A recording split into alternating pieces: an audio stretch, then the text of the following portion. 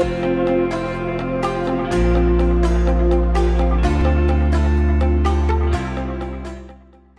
siang teman-teman mahasiswa serta alumni mungkin dari Universitas Erlangga. Pertama-tama terima kasih kepada Universitas Erlangga dan juga khususnya tim DPKKA yang telah memberikan kesempatan bagi kami hari ini. Perkenalkan, saya Sylvia selaku Marketing Communication dari Jepsen & Jason Indonesia, dan hadir juga bersama saya Mas Fajar Prasetyo selaku Department Manager dari Performance and Chemicals Jepsen & Jason Ingredients Indonesia. Nah, baik. Sebelum presentasi dimulai, seperti yang disampaikan oleh Bu Ratna, jangan lupa untuk follow social media Jepsen & Jason, yaitu di Instagram @jepsen&jason_id, LinkedIn dan Facebook di Jepsen & Jason Indonesia Group untuk tetap tahu informasi terkini tentang Jepsen & Jason dan juga lowongan kerja yang dibuka oleh kami. Nah, ini sosial media kami, Instagram, LinkedIn, dan juga Facebook. Baik, mungkin teman-teman ada yang belum pernah dengar Jepsen & Jason, atau seperti Bu Ratna mungkin namanya mirip-mirip, tapi ternyata bukan kita. Baik, kita kasih tahu info sedikit sebenarnya siapa itu atau bergerak di bidang apakah Jepsen & Jason sendiri. Jadi kita itu adalah perusahaan family enterprise atau perusahaan keluarga yang didirikan oleh Jacob Jason dan Heinrich Jason pada tahun 1895 di Hong Kong. Jadi sudah sekitar 125 tahun bisnis ini hadir, dan sekitar 40 tahun sudah berada di Indonesia. Lalu lini bisnisnya atau sebenarnya Jepsen & Jason ini bergerak di bidang apa sih? Kita punya 3 inti bisnis, yaitu bergerak di bidang manufacturing, engineering, dan juga distribusi. Dan visi dan misi dari perusahaan kita sendiri ini adalah kita mengedepankan sustainable industry atau industri yang berkelanjutan, dan kita juga mengedepankan solusi-solusi yang bermanfaat dari distributor kita untuk customer-customer kita yang tersebar di seluruh ASEAN dan juga Indonesia. Nah, ini sedikit fact tentang Jepsen & Jason Group. Kita tersebar di 8 negara dengan 9 manufacturing facilities dan 5 business unit. Jadi intinya Jepsen & Jason itu bergerak di bidang apa sih? Nah, kita punya 5 lini bisnis. Yang pertama, cable technology atau cable solution. Kita memiliki manufacturing atau pabrik di Tangerang. Lalu packaging, bottle packaging, botol-botol kemasan. Kita juga memiliki pabriknya di Tangerang. Lalu ada ingredients atau bahan life science, lurgi, biodiesel, lalu juga ada teknologi yang berhubungan dengan pompa, turf irrigation, dan juga agriculture. Nah, sekian mengenai Jepsen & Jason. Sekarang kita mau dengar dari Pak Fajar nih tentang inti dari webinar kita pada hari ini mengenai career management, why should anybody. Silakan Pak Fajar.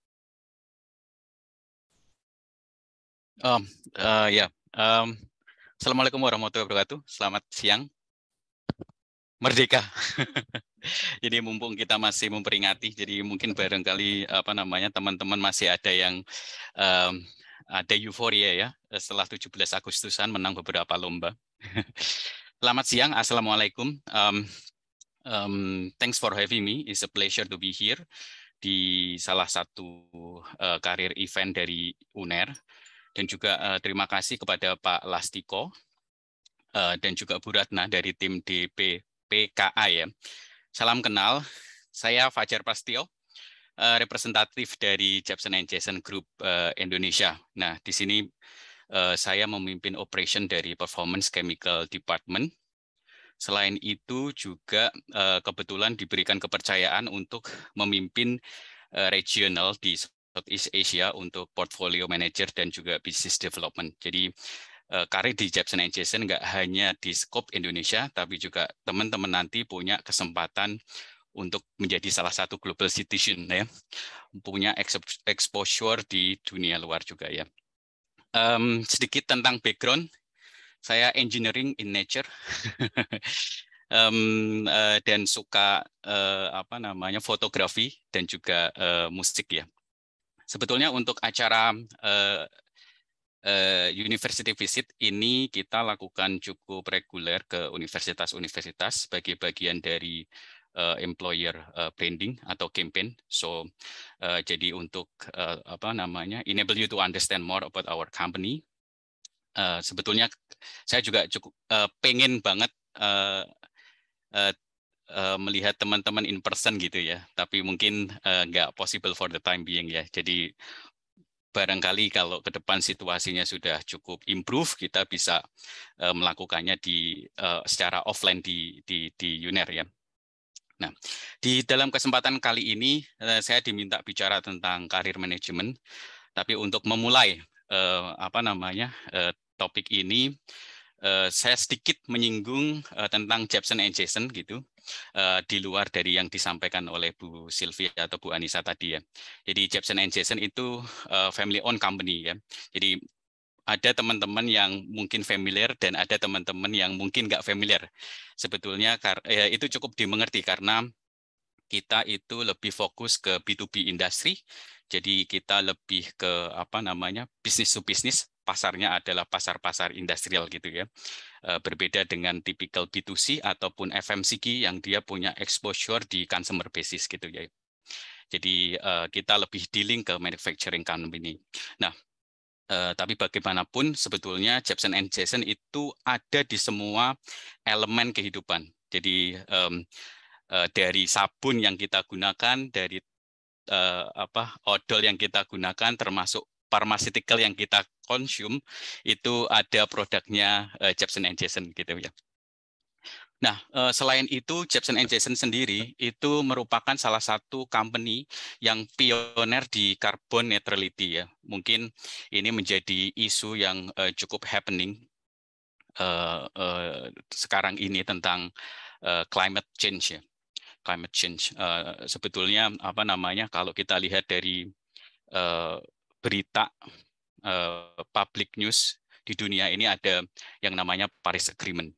Jadi Paris Agreement ini kan menjadi satu komitmen dari negara-negara di dunia untuk mengkontrol kenaikan temperatur di bawah 2 derajat gitu. Jadi kami cukup berbangga karena kami menjadi bagian dari effort itu, kontribusi di sana sebagai company yang carbon netral. Artinya kami membayar semua karbon yang kami generate di operation kami gitu. Nah, saya juga melihat bahwa Indonesia ini juga sudah memulai langkah itu, mengenalkan tentang carbon tax ya, carbon tax dalam beberapa periode tahun ke depan, terutama untuk di sektor-sektor power generation dan juga di sektor transportasi. Oke, nah untuk memulai topik ini, mungkin ini topik yang cukup boring. Jadi saya mulai dengan sharing gambar gitu ya. Nah, satu note, saya siapkan 5 buku. Nah, 5 buku, bukunya itu berjudul Growth Mindset yang dia dikarang oleh Carol. Nah, ini salah satu apa namanya topik yang lagi happening di industri ya, tentang bagaimana kita harus memiliki growth mindset instead of fixed mindset gitu. Jadi 5 buku ini tentu saya bisa share ke teman-teman yang partisipatif itu, lebih aktif di webinar ini gitu ya. Sylvie boleh next 2 slide setelah ini. Yap, setelah ini satu lagi. Satu lagi. Ya. Oke. Saya mulai dengan gambar-gambar orang terkenal gitu. Jadi saya minta satu volunteer dari teman-teman di UNER, at least sebutkan 2 atau 3 dari apa namanya, dari gambar di sini atau foto dari profesional di sini untuk mendapatkan 1 buah buku growth mindset gitu. Jadi kira-kira apa namanya dan juga activitiesnya. Ada teman-teman yang interested untuk join? Bisa raise hand-nya langsung aja nggak apa-apa ya. Ayo, kira-kira ada yang tahu ini siapa? Dan Cukup profesinya dua tadi? nama ya, 2 atau 3 nama. Saya kira ada teman Indonesia di situ, jadi paling Iya, nggak sudah secure 1 nama. ada satu nih yang terkenal. Oh, Buat teman-teman bisa kasih reaction nih. Nah, nih, siapa nih? Ada yang raise hand? Boleh mungkin dibantu Bu Ratna? ini example dari beberapa profesional yang dianggap sukses di areanya masing-masing gitu ya. Ada yang ngacu nggak nih? Ada satu, boleh langsung Ada, Oh, open Pak. mic boleh, mungkin. boleh. Tapi mungkin dia belum rename, jadi bisa di rename juga Oh, it's namanya okay. sekalian. Boleh open mic Nah, dan kalau juga open cam open, biar kita kenalan. betul sekali.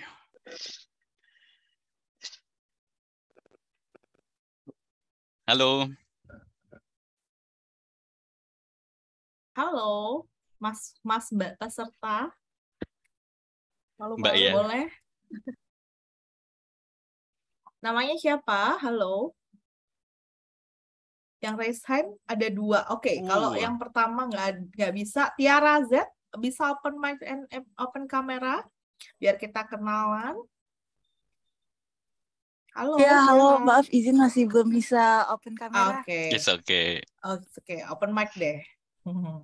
Siapa Halo? nih yang kamu kenal? Ada satu muka yang cukup familiar yang lagi happening berhubungan dengan mobil listrik. Halo, Tiara, masih join? halo. Ya, halo, aku masih Ya, sini. silakan. Silakan, Yang Tiara. aku kenal ada Elon Musk, CEO-nya Tesla, dan calon pelawak terkenal dari Indonesia. Oke. Thank you. Satu buku untuk kamu ya, untuk growth mindset ya. Aku Terima beri kasih ya, kesempatan. Pak. Terima kasih. Untuk Elon Musk, Tesla lebih banyak bisnis di mana? Tesla Di bidang otomotif ya. otomotif. Oke, untuk ini ya, mobil listrik ya. Oke. Iya. Satu lagi, Tiara. Tiara raise hand ya. Bisa dibuka mic-nya ataupun videonya. Mbak Silvi, tolong nanti dicatat apa namanya detailnya tadi Tiara ya. Ya, betul, Pak. Ya, Thank you. satu lagi ada yang mau jawab? Mungkin Mas mau menebak-nebak? Ya, yang sudah ditebak Tidak boleh nggak dijawab boleh lagi ditebak ya? lagi. Ada yang mau coba? Gak, kalaupun salah juga nggak ada masalah. Atau saya lanjut? Ada yang mau coba? Oke.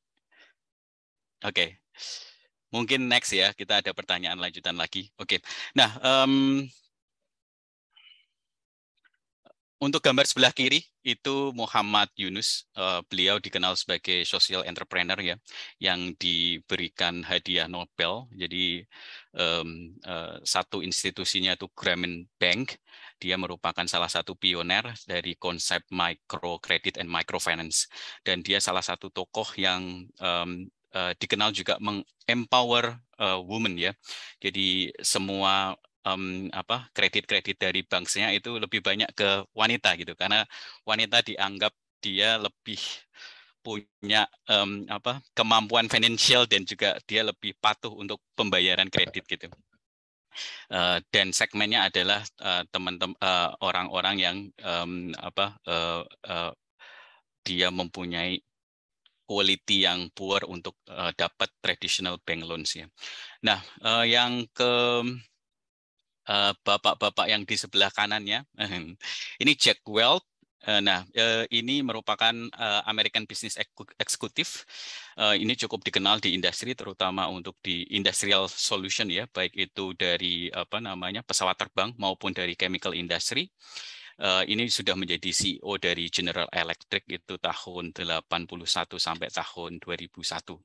Jadi company-nya dari kira-kira 140 triliun sampai 400 billion itu sekitar 4.000 triliun size asetnya gitu. Jadi cukup diperhitungkan di industri. Nah, yang sebelah kanan itu ada wanita. Itu mungkin kalau teman-teman yang suka ikut atau suka lihat National Geographic, itu Dr. Jane Goodall. Nah, dia merupakan guru konservasi yang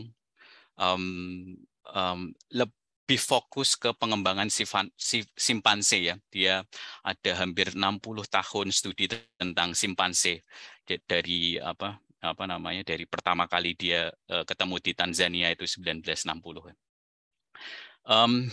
Elon Musk sudah sering banyak muncul di berita-berita global, baik dengan achievement-nya maupun dengan sensasinya ya.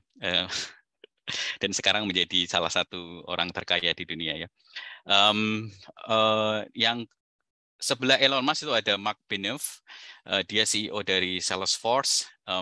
Dia merupakan perusahaannya itu merupakan number one of company of customer relationship management program, dan dia baru saja juga menulis satu buku Trailblazer yang berjudul Business is Greatest Platform to Change. Jadi sebetulnya berbisnis itu nggak hanya tentang urusan profit, tapi itu juga tentang urusan people dan juga urusan planet gitu. Jadi dia dikenal sebagai aktivis businessman. What else? Oke. Tentu yang paling terkenal ini Cak Lontong. Ini dikenal sebagai most expensive comedian ya. Dan background dari Cak Lontong sendiri itu electrical engineering graduate sebetulnya ya. Jadi nanti ini juga menjadi pertanyaan yang mungkin kita bisa kontemplasi gitu. Apakah your educational background itu akan dictate your career trajectory. Nah, ini yang menjadi pertanyaan yang akan kita bahas di webinar ini juga ya. Oke, sebelumnya, Mbak Anissa, slide sebelumnya. Nah, dua gambar ini mungkin menjadi dilema teman-teman mahasiswa yang terutama baru lulus atau semester akhir ya. Semester akhir, coba cari kerja. Jadi pertanyaan besarnya adalah, have you decide what do you want to be ya, dan kenapa gitu. Nah, apakah Anda sekarang itu sudah punya interest di specific job, dan jika Anda sudah punya interest, do I understand requirement which I need to have to get that job gitu.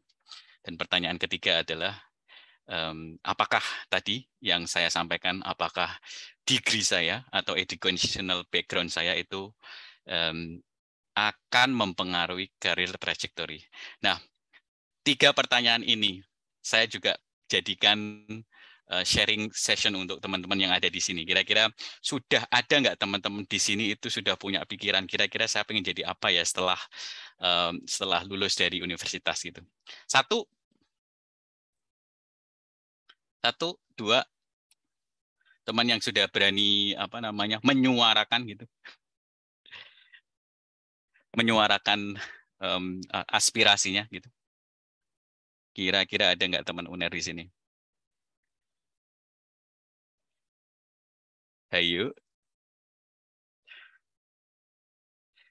Nggak ada benar dan salah, ini aspirasi teman-teman. Ada nih Pak Riris, Pak.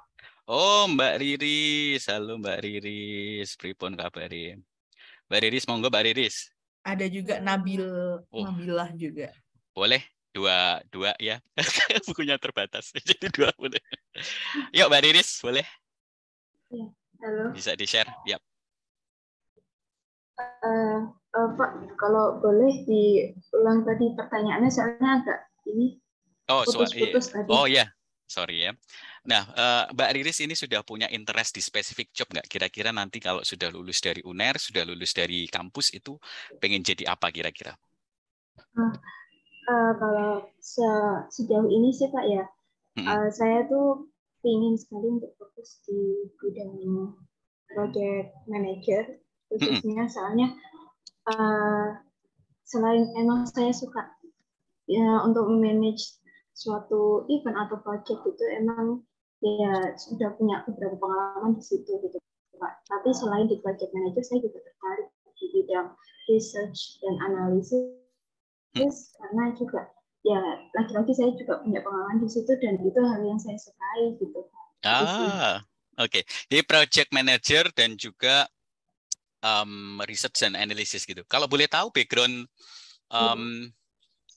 di jurusan apa, Mbak Riris ya? Saya sekarang kuliah di antropologi. Oh, antropologi. Studi tentang behavior ya. Antropologi. Oh, I see. Yeah. Nice. Kira-kira dari apa namanya? Ini lebih ke project ya. Kira-kira project yang pengen di-handle itu seperti apa? Tergantung sih Pak, karena beberapa sejauh ini ya yang saya pernah coba itu kayak saya pernah ikut di organisasi kampus yang ini ya yang paling sering, terus kemudian saya juga pernah ikut di kayak organisasi kayak volunteering gitu. Di manusia, salah satunya itu kayak sana namanya Manusia ID, itu fokus di kayak mental health. Terus kemudian saya juga di beberapa yang lain itu juga kayak tentang event-event yang sejenisnya gitu Pak. Jadi kayak webinar terus kemudian buat konsep-konsep kayak gitu sih Pak. Belum pernah magang sih, coba cari dan gali lebih lanjut gitu Pak untuk. Menarik sharingnya Mbak Lis. Jadi apa namanya, Mbak Lis sudah aktif ya selama di universitas gitu untuk apa namanya masuk ke NGO ya, non governmental apa namanya non profit organization ya. Itu juga secara tidak langsung itu nanti juga akan bisa membantu waktu apa namanya job interview juga gitu, karena kita juga nggak hanya lihat dari hard skill-nya, tapi kita juga lihat dari soft skill-nya. Ini kan topik yang cukup diulang-ulang ya, bahwa nggak hanya dari kompetensi ya, hard competence, tapi juga di soft competence. Terima kasih sharingnya, Mbak Lilis. Semoga nanti bukunya juga bisa membantu tentang growth mindset. Terus selanjutnya ada satu lagi, kalau boleh. Iya, Pak. Makasih ya. Halo, Pak. Iya. Halo, ya, dengan... Ya, sebelumnya terima kasih atas kesempatannya, Pak. Yep. Saya Nabila. Di sini saya graduate baru kemarin itu yudisium lagi nunggu wisuda gitu ya, Pak. Saya sendiri latar belakang pendidikannya itu akuntansi. Nah, di sini gambaran untuk prospek karirnya itu pada bidang akuntansi juga pada bidang keuangan gitu. Nah, di situ karena sendirinya sama latar belakang pendidikan saya gitu. Oke. Di bidang keuangan ya betul. Gitu, Pak. Karena juga pengalaman dari yang kuliah, alhamdulillah kemarin itu dapat magang di salah satu KAP di Surabaya juga. Jadi mungkin jadi menarik buat melanjutin buat di Indonesia dunia dengan. Iya. Terima kasih sharingnya Mbak Nabila. Jadi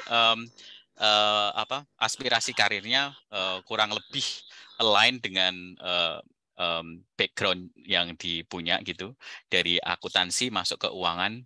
Nah, salah satu targetnya mungkin kan jadi CFO of one of the company ya gitu. Jadi yang mengurusi masalah duit gitu. Jadi kurang lebih nanti kita juga akan discuss tentang kira-kira dari satu job itu requirement-nya itu seperti apa. Apakah skill yang saya punya itu sudah fit dengan requirement yang diminta oleh employer atau perusahaan gitu. Oke, terima kasih sharingnya. Sudah sold out 3 buku ya, alhamdulillah. Oke, boleh lanjut. Boleh lanjut. Nah, oke. Nah, oke.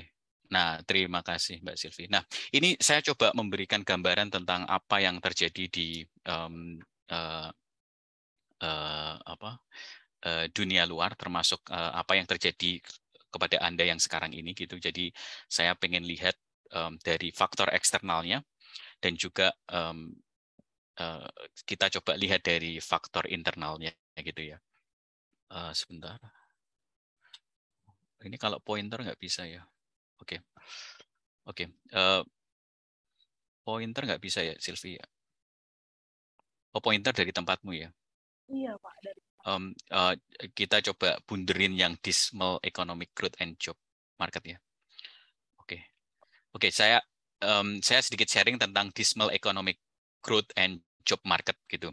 Nah, ini kalau kita bicara tentang pasar tenaga kerja ya. Mungkin teman-teman yang suka ngikutin perkembangan ekonomi dunia ini juga aware kalau ekonomi terutama di tahun ini itu cukup challenging gitu. Kalau kita lihat di dunia sendiri itu kan US itu punya inflasi yang cukup tinggi, artinya harga-harga itu naik. Tapi di sisi lain dia juga punya resesi gitu. Jadi negatif economic growth gitu.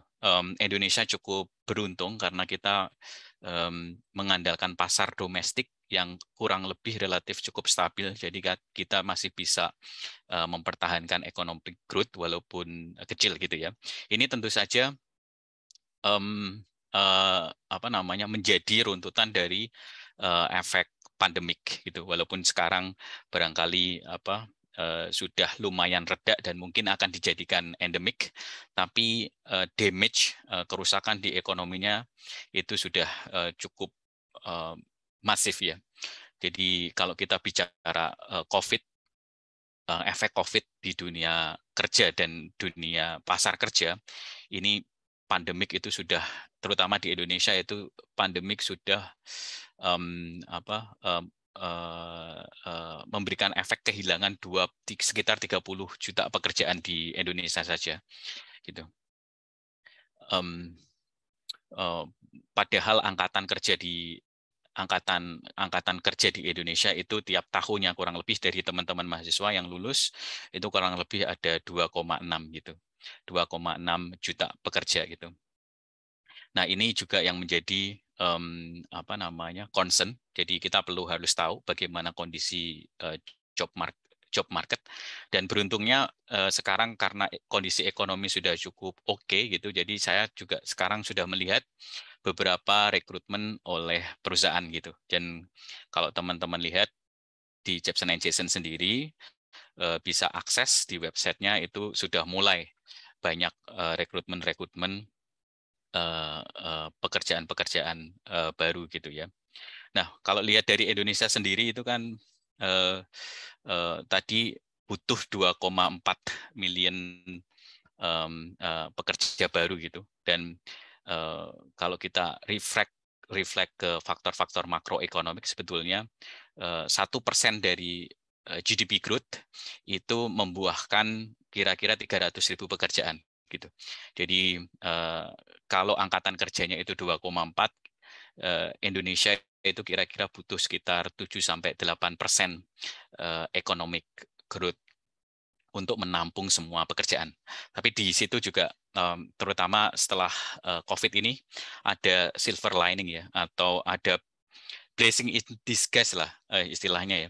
Jadi kalau teman-teman lihat ini growth of digital economy ya. Jadi ada satu sektor baru yang sama sekali dulu belum ada.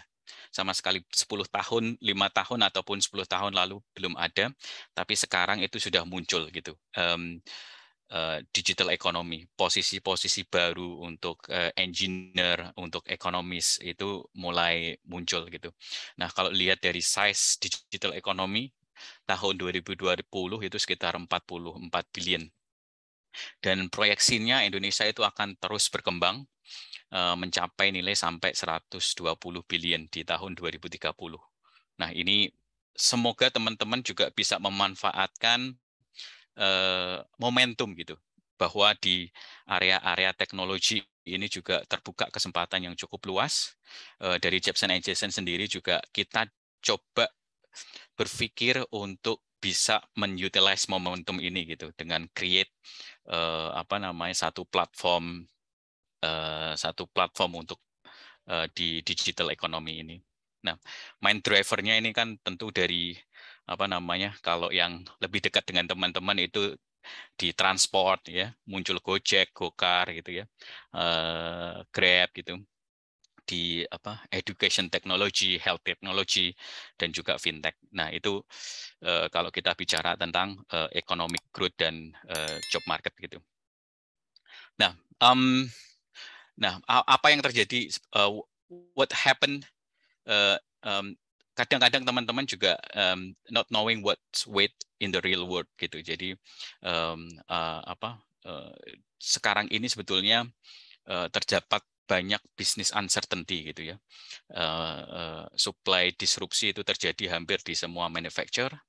Jadi adanya raw material shortage, adanya chip shortage, ditambah lagi dengan perang dari Rusia dan Ukraina yang menyebabkan energy shortage, termasuk yang menarik gandum shortage gitu. Jadi ada satu public news yang menyampaikan kalau harga Indomie itu akan naik sampai 3 kali lipat karena ini.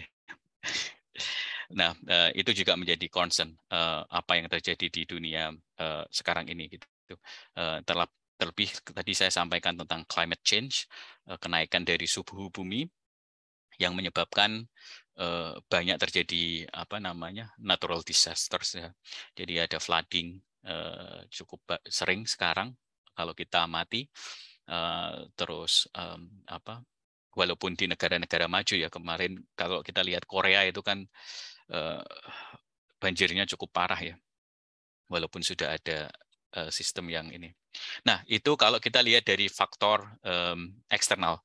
Tapi kalau kita lihat dari faktor internal yang dialami teman-teman di skop kampus, nah sekarang di tahun-tahun terakhir itu suka terpisah dengan teman-teman baiknya gitu, getting separated from buddies gitu ya. Jadi apalagi pas pandemik, sekolah online semua. Sekolah online semua, jadi sejarang ketemu gitu. Jadi apa namanya, ya sharing gitu. Dan di tahun-tahun terakhir itu kan biasanya Anda juga sudah mulai apply kerjaan ya. Jadi menyiapkan CV, menyiapkan interview gitu. Itu juga jadi apa namanya, chaotic dan cukup stressful juga. Termasuk teman-teman yang ingin meningkatkan nilainya gitu, karena apa namanya, mau improve EPK-nya at least di atas 3, atau mau improve EPK-nya untuk jadi cum laude gitu. Jadi beberapa teman-teman di sini juga masih mengambil pelajaran mengulang untuk improve itu. Ini menjadi dilema yang kita alami, terutama waktu di tahun-tahun terakhir kita jadi mahasiswa ya. Next.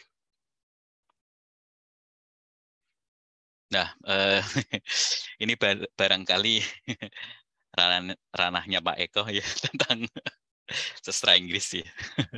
Jadi kesuksesan itu mempunyai banyak ayah, tapi kegagalan itu yatim gitu.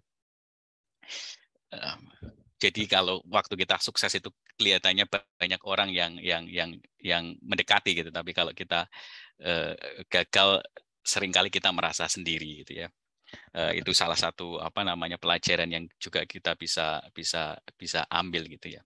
Nah, sebetulnya kesuksesan itu kan proses dari beberapa kegagalan gitu ya. Jadi jangan pernah berhenti gitu untuk sampai gitu.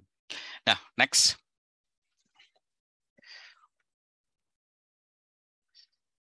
Nah, setelah ini kita bicara tentang ideal job, apakah sebetulnya ada ideal job gitu, dan bagaimana kita nanti akan land di first job terutama ya, dan persiapan-persiapan apa yang kita lakukan ya untuk mendapatkan pekerjaan itu. Sekali lagi, apakah degree akan dictate my career trajectory? Coba kita lihat di matriks di slide selanjutnya.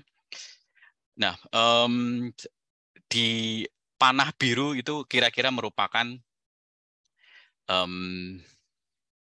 apa yang Anda bisa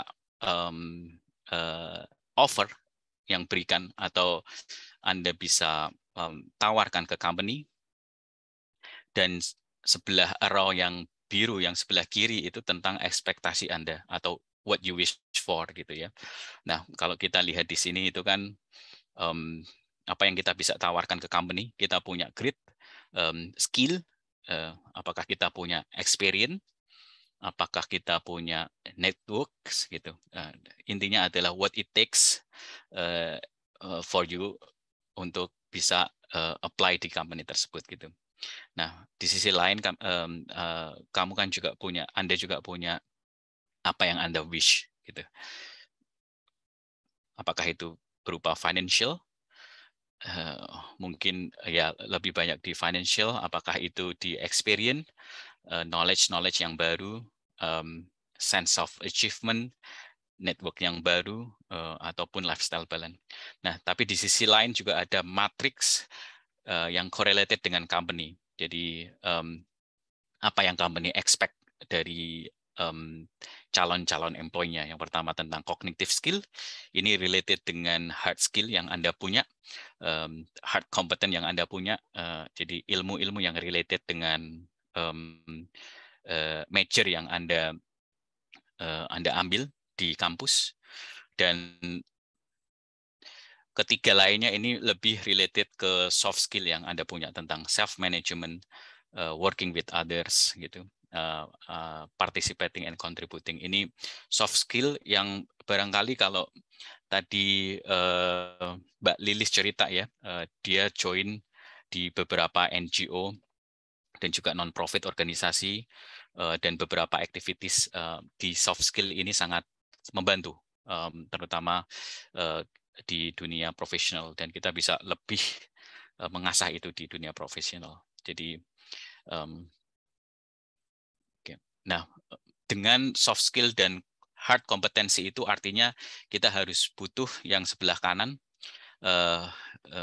kita harus butuh skill di komunikasi, kita harus punya interpersonal skill, kita harus punya resource management skill, baik kita juga harus punya professional writing ya, dan speaking, terutama untuk multinational company.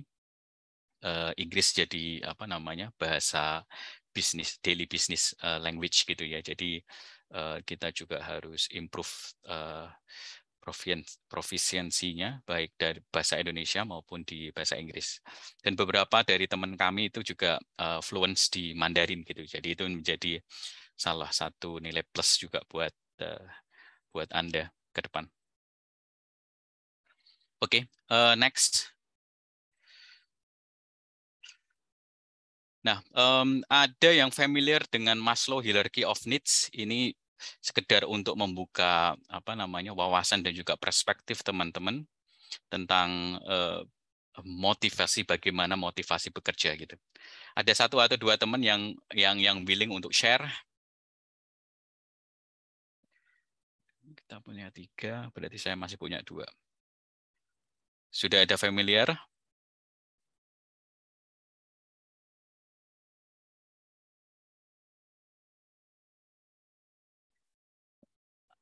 Ada teman-teman yang mau berpartisipasi tentang Maslow Hierarchy of Needs. Teman-teman di ekonomik ataupun di psikologi barangkali sudah familiar dengan ini. Mbak Silvi ada yang ngacung, Mbak Silvi? Sorry, ya aku nggak ngelihat ininya. Sepertinya belum ada tuh, Pak. Belum ada ya.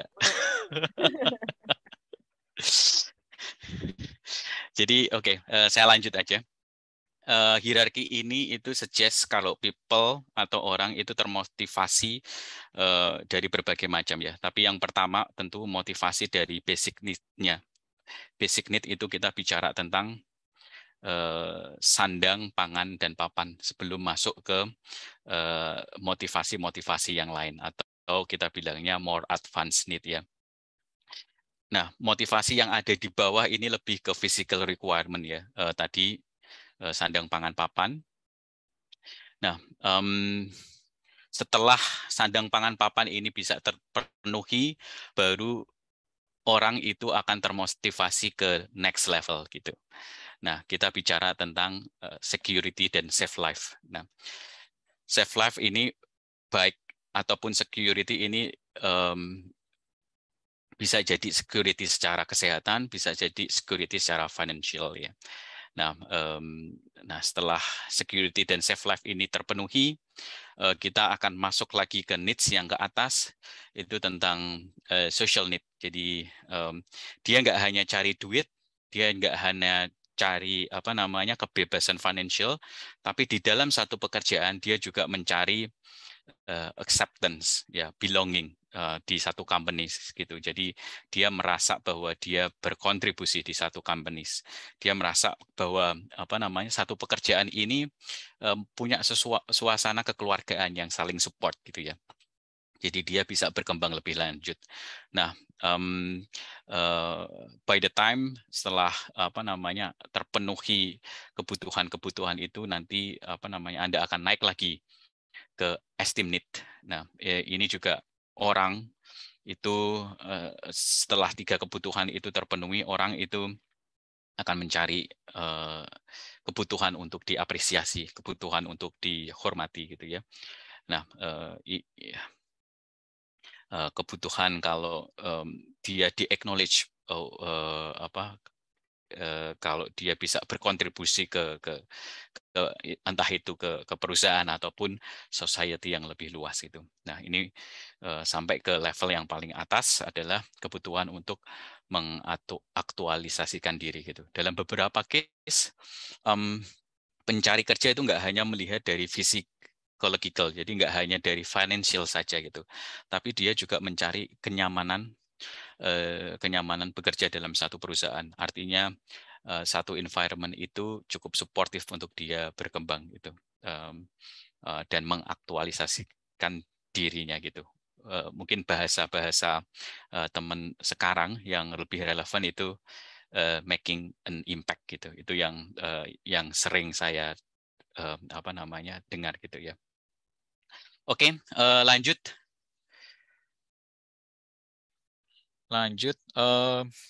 Ini kita bicara tentang value assessment. Value assessment itu kira-kira tentang nilai yang kita anut, baik nilai yang sudah embedded, ya, nilai-nilai intrinsik yang kita anut, entah itu dari family kita ataupun dari ajaran agama kita, dan juga nilai aspirational. Nah, saya sajikan beberapa studi kasus, ada studi kasus 1, studi kasus 2, dan studi kasus 3 untuk memberikan gambaran tentang values. Apakah nanti values yang Anda punya itu punya konflik dengan values yang diharapkan oleh company. Jadi kita mengakses dari alignment values antara employee dan employer.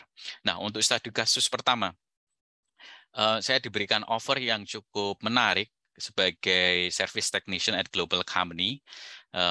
Dari requirement-nya itu sangat fit dengan background, tapi kalau dilihat dari pola kerjanya atau cara kerjanya, dia terletak di remote area dan pekerjaannya itu 24/7, yang artinya on call basis. Jadi Anda bisa dipanggil sewaktu-waktu dan Anda harus datang ke site itu ya. Nah, padahal saya itu seseorang yang sangat mempunyai nilai tentang family relationship ya, family relationship. Jadi saya orang yang cukup dekat dengan keluarga dan saya butuh waktu untuk doing my hobby as well gitu. Nah, di kondisi seperti ini, what should I do gitu. Nah, ada opini atau ada sharing dari teman-teman, insight dari teman-teman tentang situasi ini, kira-kira apa yang harus dilakukan gitu. Nggak ada jawaban salah dan benar, ini tergantung persepsi dan interpretasi dari teman-teman yang ada di sini. Anyone? Ada yang share, ditawarin kerjaannya cocok nih ya Pak sama background-nya, tapi ada minusnya nih ya, kerjanya di remote area, terus jauh dari keluarga, sedangkan orangnya family man banget gitu ya. Betul, betul. Terus gimana nih jobnya kita ambil atau enggak? Kira-kira ada yang mau share opininya?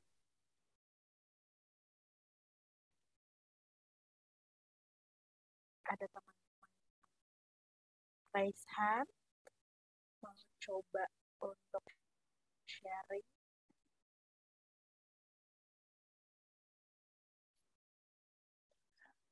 Ada satu yang mau jawab, Pak, dengan Riris. Boleh, Tapi boleh. Riris tadi udah dapat buku, berarti nggak bisa dapat lagi ya? Atau ini Riris yang berbeda ya? Riris yang sama atau yang beda ini? Riris yang sama sih, Pak. Oh, thank you, thank you. Mungkin bolehlah satu buku yang berbeda nggak apa-apa. Jadi kita juga punya buku tentang reading ya, reading dari Adam Grant itu juga buku yang menarik, Mbak Riris. Jadi nanti dapat 2 buku ya. Oke, Pak. Pak Riris, silakan.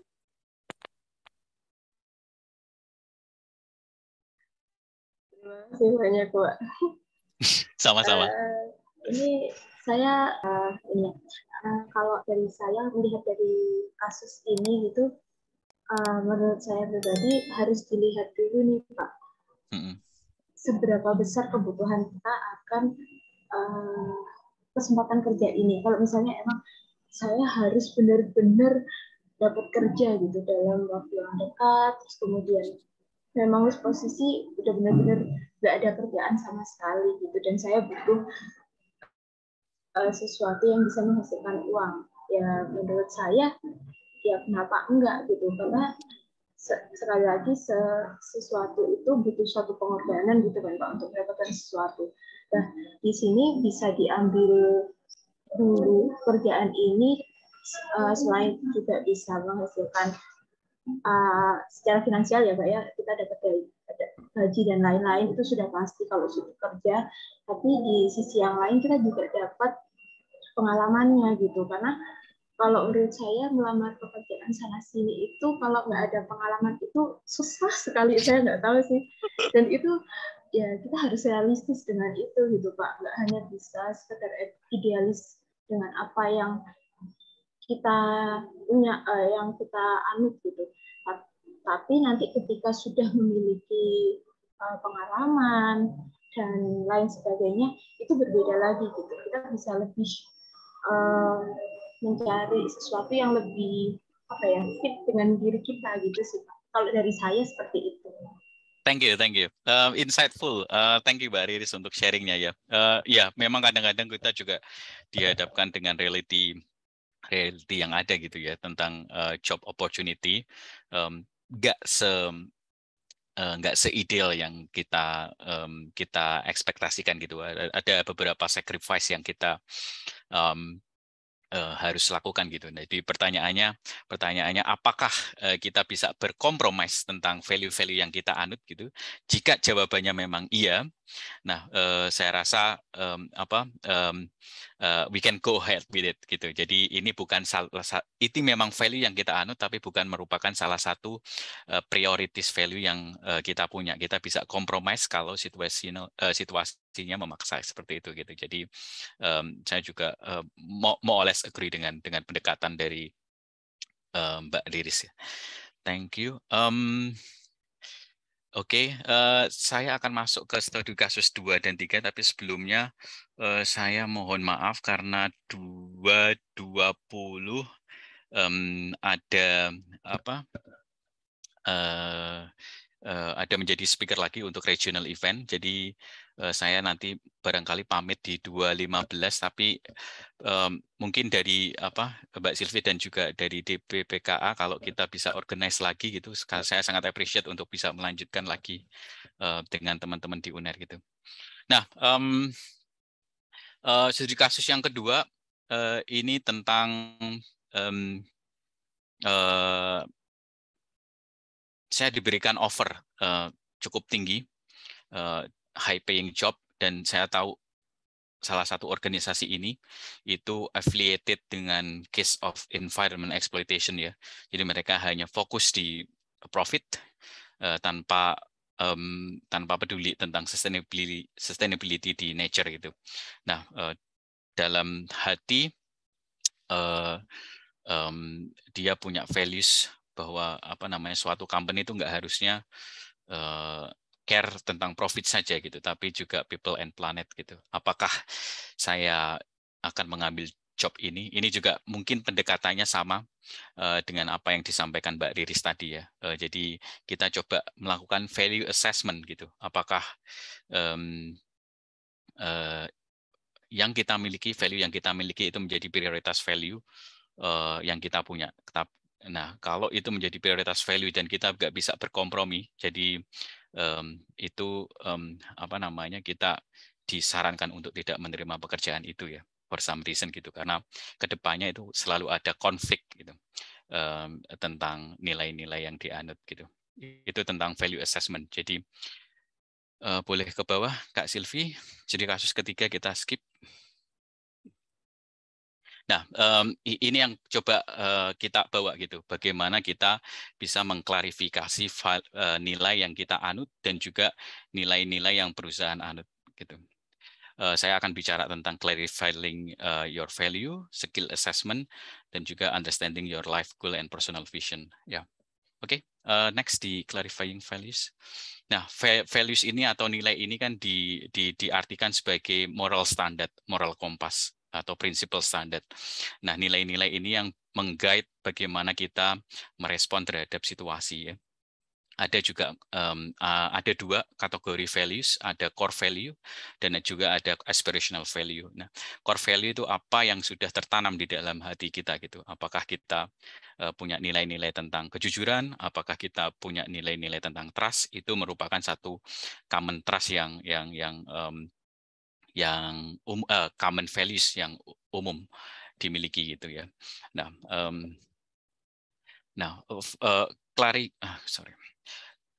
klarifikasi value ini itu menjadi penting supaya kita bisa mengassess satu company itu apakah company itu align dengan nilai-nilai yang kita punya gitu.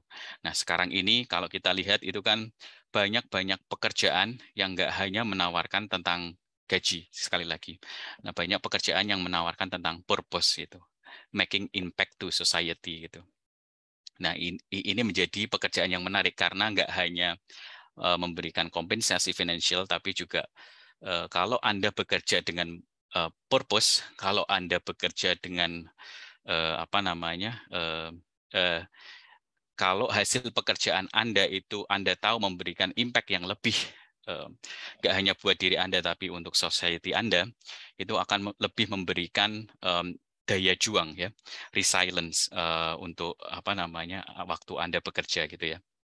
Makanya sekarang saya cukup lihat bahwa NGO itu menjadi salah satu organisasi yang cukup menarik juga sebagai organisasi tempat bekerja gitu. Jadi dalam kurung giving back to society menjadi lebih atraktif gitu.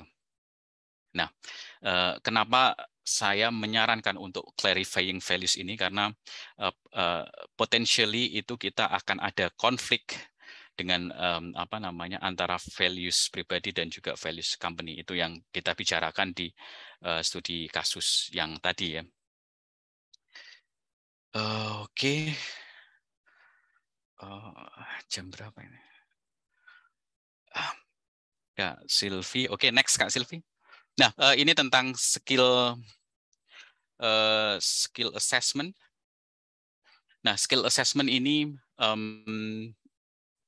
bicara tentang knowing yourself. Nah, knowing yourself ini kan sebetulnya task yang sangat cukup sulit ya. Tapi until you know yourself, your strength, your weakness, know what you want to do, and why you want to do it, kalian nggak akan bisa sukses gitu. Jadi langkah pertama adalah tentang mengetahui diri sendiri gitu ya.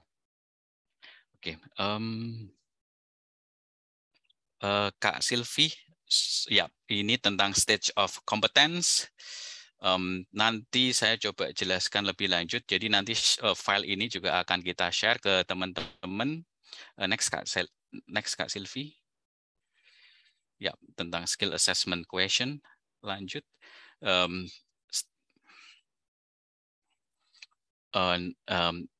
understanding your life and your passion. Kita nanti bicara tentang passion dan kita coba mengexercise kira-kira 10 tahun ke depan itu kita mau jadi apa, situasi yang sekarang itu seperti apa, dan target seperti apa gitu. Nah, ini yang akan coba kami bicarakan kalau diberi kesempatan di next webinar gitu tentang mencari ideal work, bagaimana kita assess labor market, bagaimana kita mengidentifikasi opportunity yang tepat bagi kita, dan tools-tools apa saja yang kita butuhkan untuk mencari pekerjaan yang tepat itu. Jadi saya mohon maaf sekali lagi karena 5 menit lagi saya harus sign in di event yang selanjutnya. Sekali lagi appreciate walaupun ini bukan waktu yang cukup dan nggak ideal gitu, saya appreciate atas kesempatan yang diberikan ke UNER. Jadi nanti ada beberapa opsi pilihan apakah kita lanjutkan ataupun sebentar. Yes, I join in 2 minutes. Yeah, thank you. Sure. Okay. Thank you. Oke, sekali lagi saya mohon maaf Ibu Ratna dan juga Pak Eko untuk keterbatasannya. Jadi sudah dipanggil. Jadi nanti file presentasi itu akan saya share dan juga beberapa opportunity tentang pekerjaan itu bisa diakses juga ke website Jepsen & Jason berikut sosial medianya. Saya juga available di LinkedIn, jadi do not hesitate to contact me di LinkedIn ya. Baik, terima kasih Mas Fajar. Betul seperti yang dikatakan Mas Fajar, kalau nanti kita akan share PPT-nya ke teman-teman semua, dan nanti jika ada pertanyaan, kita juga akan kasih kontak Mas Fajar ya Mas, jadi siapa tahu ada pertanyaan terkait dengan presentasi yang akan di-share, Mas Fajar willing to answer your question pokoknya ya. Thank you Mas Fajar. Thank you, saya izin. Terima kasih banyak untuk kesempatan yang telah diberikan. Sehat-sehat selalu teman-teman UNER, Bu Ratna, Pak Eko, terima kasih banyak. Assalamualaikum warahmatullahi wabarakatuh.